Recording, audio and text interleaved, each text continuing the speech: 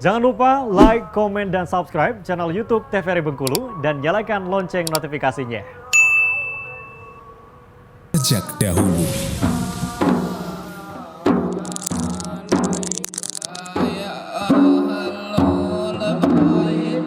Rebana memiliki pesona tersendiri sebagai pengiring kesenian religi. Syair dan nada serta tabuhan rebana mengantarkan kekaguman pada sang teladan. Rebana hasil akulturasi budaya tetap lestari hingga kini. Rebana, warisan bangsa.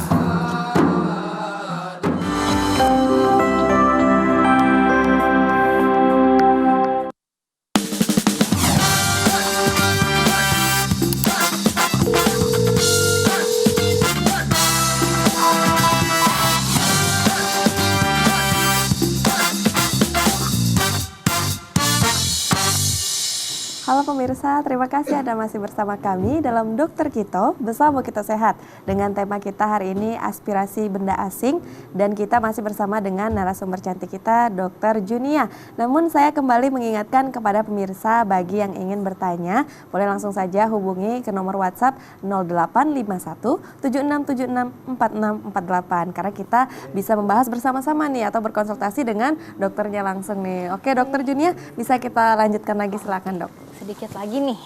Oke. Ini yang penting nih. Karena banyak pada anak-anak ya. Iya. Bisa ini kalau gambarnya kan kelihatannya balita ya. Ini bisa tersedak ASI, mainan, snack-snack gitu ya.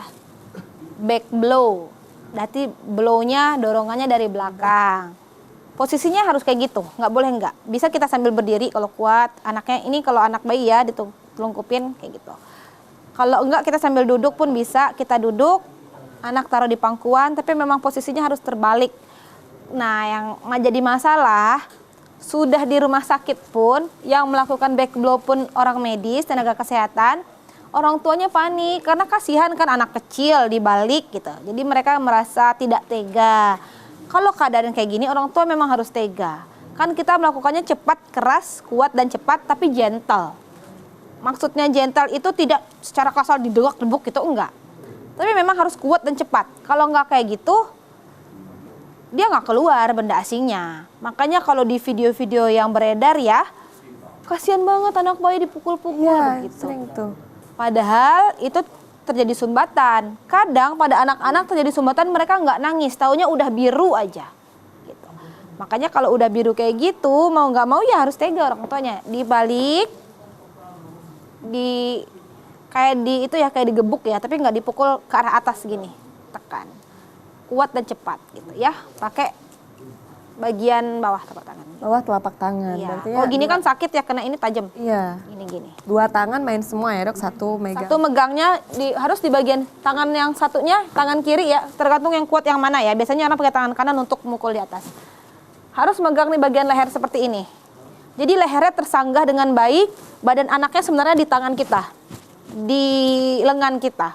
Jadi pas dipukul, itu bisa bantu keluar. Gitu. Jadi harus gentle megangnya gini, posisi tangannya ya. Ini tangannya memegang leher, tangan kita ini memegang leher dan dagu itu kalau kita lihat kayak gini megangnya. Badannya di lengan kita. Berarti ini rentang usia batita kali ya dok ya? Yang masih sanggup diginiin, kalau udah gede lagi kan kita nggak sanggup megang gininya, berat. Back blow ini khusus bayi yang memang bisa dipegang ya? Iya betul, untuk anak-anak yang masih bisa dipegang dengan posisi seperti itu ya. Nih back blow dilakukan pada anak, pasien anaknya ditelungkupkan, harus ditelungkupkan karena kita akan back ya dari belakang, nggak bisa nggak telungkup, harus telungkup dengan posisi kepalanya lebih rendah daripada, harus seperti ini, kepalanya memang harus lebih rendah. Jadi kita selain dorongan, ada juga dia arahnya ke bawah. Gitu. Oh jadi menurun begitu ya dok? Ya menurun, tapi 45 jangan derajat. nurun banget ya, agak menurun. Tapi masih gentle dan terkontrol lah untuk pukulannya. Karena kalau turun banget pukul resiko anaknya jatuh. Jadi memang harus gentle ya, arah kepalanya lebih ke bawah. Membuat tekanan di rongga toraks naik sehingga benda asingnya terdorong keluar. Masih sama sih prinsipnya.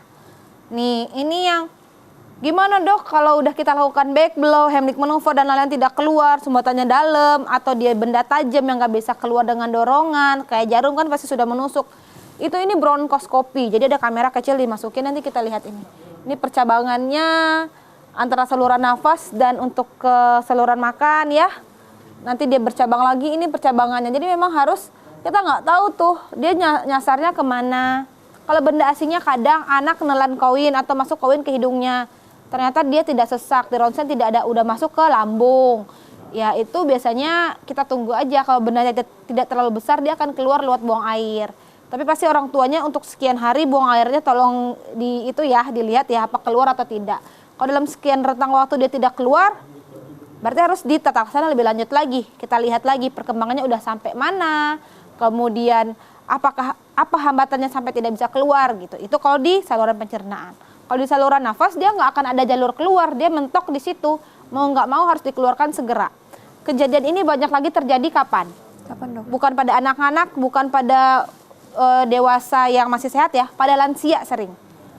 Giginya udah nggak ada tuh pada masa-masa orang kurban ya, lebaran haji, itu banyak kasus lansia tersedak daging rendang. Oh iya. Mereka iya udah banyak. Waktu saya zaman sekolah saya ketemu itu pasien kasus satu nggak ada gigi, pengen makan rendang ditelan, tersedak masuknya ke paru, nyumbat saluran nafas maksudnya, bukan ke lambung. Kalau gede masuk ke lambung kan nanti bisa dicerna ya. Tersumbat di situ. Mau nggak mau malam itu juga kita lakukan ini. Lihat nanti diambil kan, kalau pakai kamera diambil begitu. Itu udah biasanya udah total udah masuk ke ruang operasi. Itu banyak juga kalau pada lansia yang pasien-pasien yang sudah tidak ada giginya, kalau makanan cenderungnya seperti itu gitu. Oke, itu aja materi kita selesai hari ini. Baik dok, terima kasih banyak dokter. Ini materinya luar biasa sekali. Nah nanti akan ada pertanyaan mengenai aspirasi benda asing ini dok, tapi kita jeda dulu dok ya. Oke. Baik pemirsa, jangan kemana-mana, tetap bersama kami dalam Dokter Kito, Bersama Kita Sehat.